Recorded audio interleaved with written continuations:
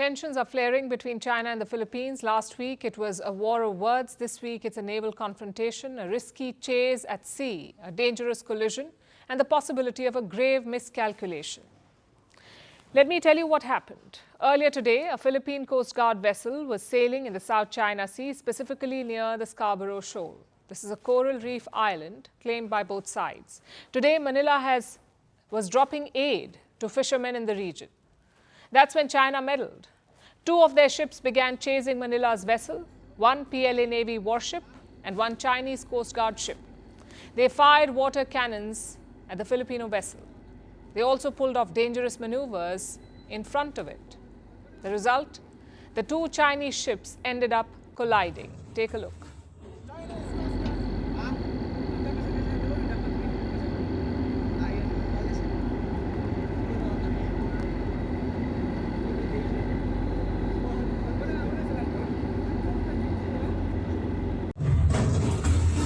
China's Coast Guard vessel number.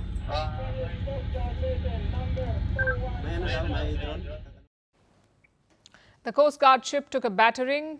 Just look at the front part of the vessel. It has suffered substantial damage. Manila says the Chinese ship is now unseaworthy, meaning it can sail, but it cannot perform all its duties. After the collision, the Filipino ship reached out. They offered medical help. This is Philippine Coast Guard vessel BRP Teresa Magbanwa, MRRV 9701. We have medical personnel on board. Should you need any assistance, we are willing to provide assistance. Over. And what is China saying? They have not reported the collision. In fact, they say they were acting within the law, that they managed to drive away the Filipino vessels. Sure, if this is the strategy, good luck. Just ram into each other to drive away your rivals. But seriously, this is extremely dangerous. And it's not isolated either. China is becoming more and more reckless in the South China Sea. They're regularly confronting Filipino vessels. We saw similar incidents in May, last December, last June, and last April. Today, things went one step ahead. China's risky moves led to a direct collision. But what if the Chinese ship had collided with a Filipino ship? What if the collision had injured or killed Filipino sailors? Then the issue may have escalated. The question is, what led to this latest flare-up? Possibly the Filipino president's interview to us. His name is Ferdinand Marcos Jr. He spoke to Firstpost last week when he visited India. And in that conversation, he spoke about Taiwan. Listen to this. Experts fear that Beijing will invade Taiwan before the end of this decade. If that were to happen while you're still in power, would you be open to allowing the U.S. Use resources and bases in the Philippines to defend Taiwan, or would you rather stay out of it?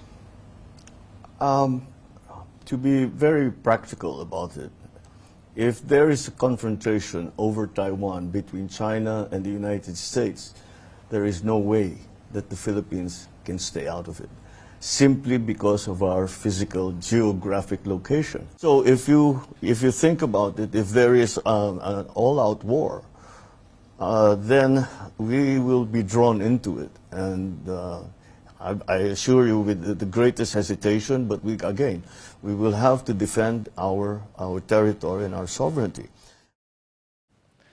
That triggered the Chinese.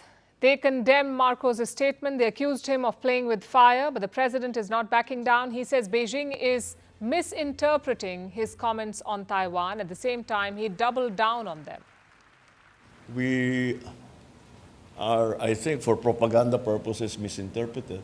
If there is a war over Taiwan, we will be drawn. Hihilain tayo sa aya't gusto natin. Kicking and screaming. We will be drawn and dragged into that mess. Whatever you do, come on, wag na tayong hope. I love this saying, hope is not a plan. I hope it doesn't happen. I hope it doesn't. But if it does, we have to plan for it already. At the root of this crisis is territory. China claims most of the South China Sea, but those same parts are claimed by other countries too, like Vietnam, the Philippines and Brunei. With the Philippines, there are multiple disputes, but two stand out. The first is the Scarborough Shoal, the second is the Spratly Islands. China has taken over these places with force. The Philippines controlled the Scarborough Shoal until 2012, but that year, China seized it from Manila. Since then, they have blocked Filipino voyages near it. And they refuse to climb down. Global courts have rejected China's claims. Most countries have condemned their land grabs, but China is undeterred.